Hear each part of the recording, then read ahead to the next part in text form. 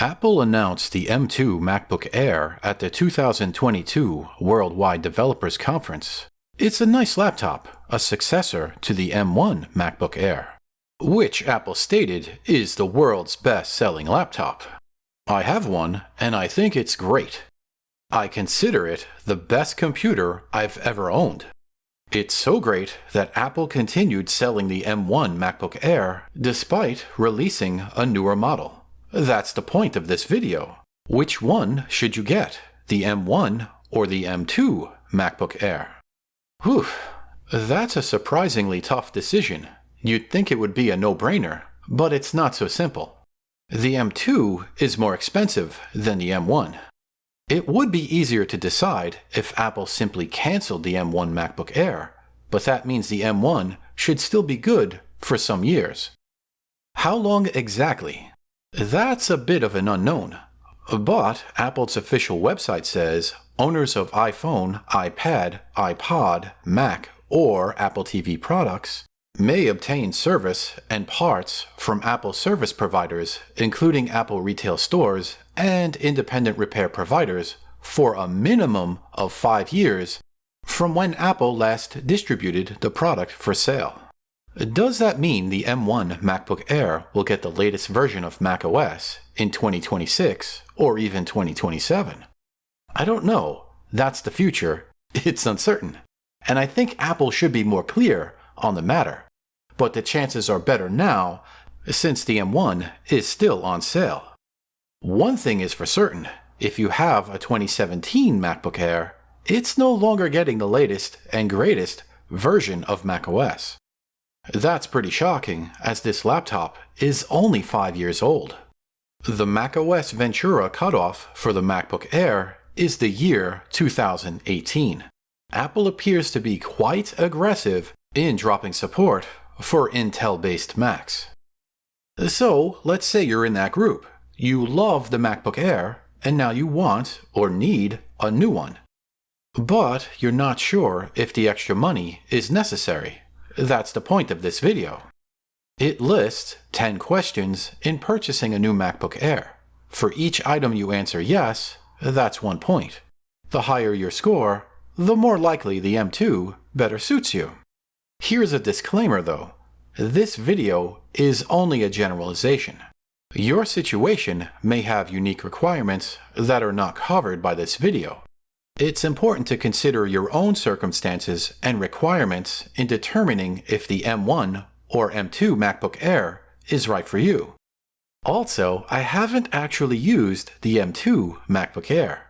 The footage you see here is augmented reality. The comparison here assumes that the M2 is not a complete lemon.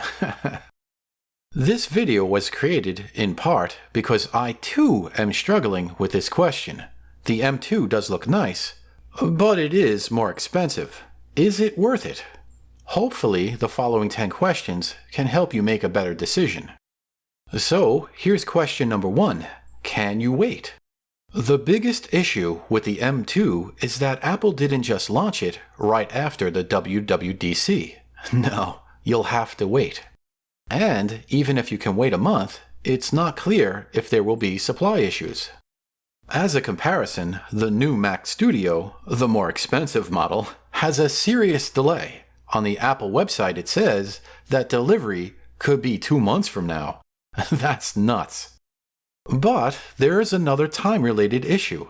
The M1 MacBook Air has already seen massive sales. Sometimes the discounts are hundreds of dollars.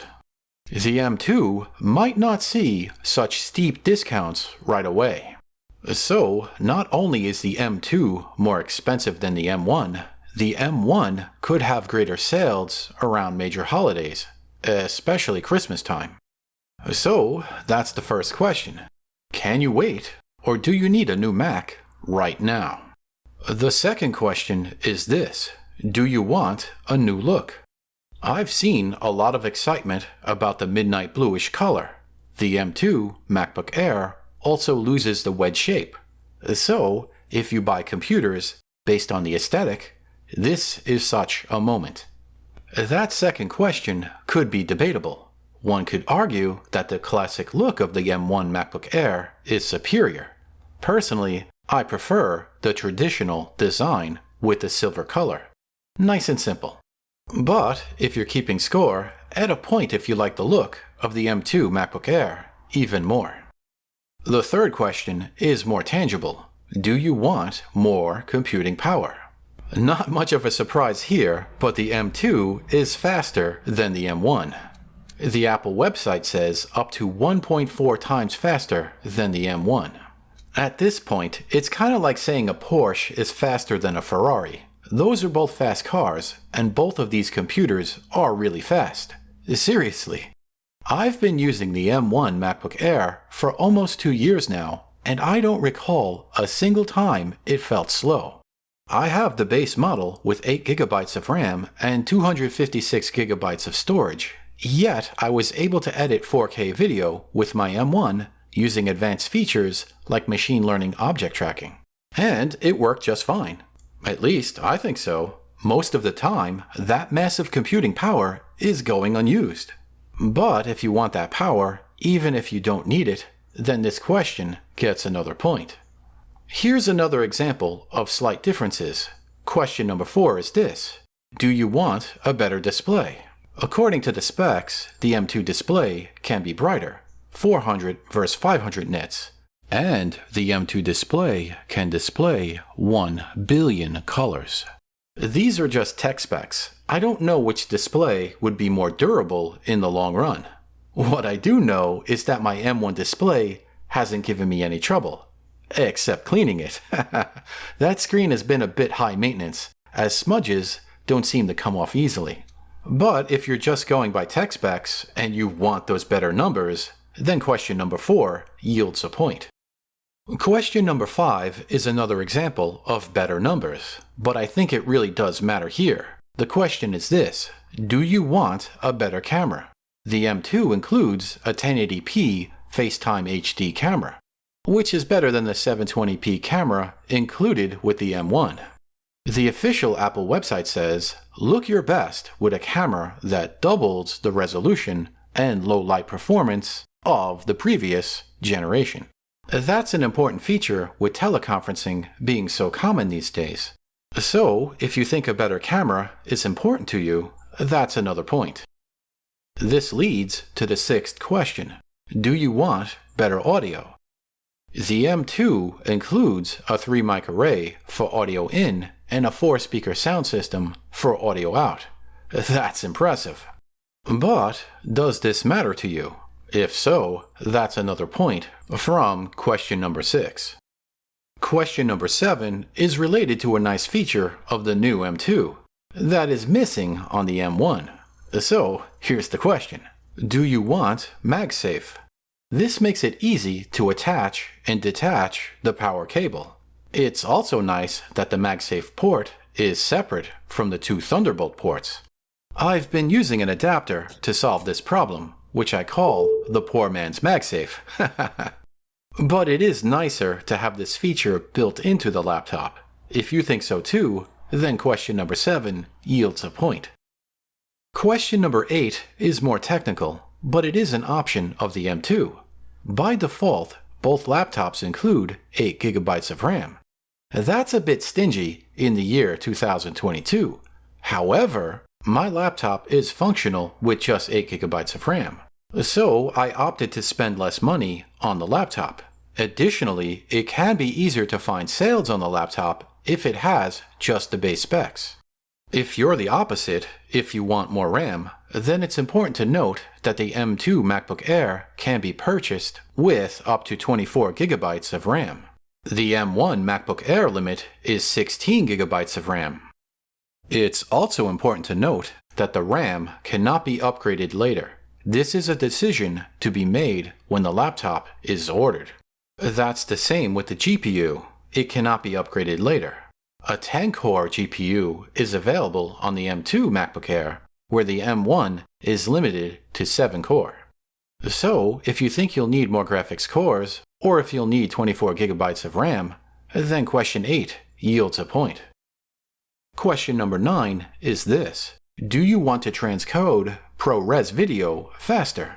If you use ProRes video, Apple states that the M2 MacBook Air has 3 times faster video transcode performance. That's a pretty significant difference. If that's the kind of work that you do, if this stat is important to you, then question number 9 yields a point. The last question, question number 10, is related to the notch. Do you like the notch? This design creates more vertical space on the M2 MacBook Air, which makes room for the menu bar.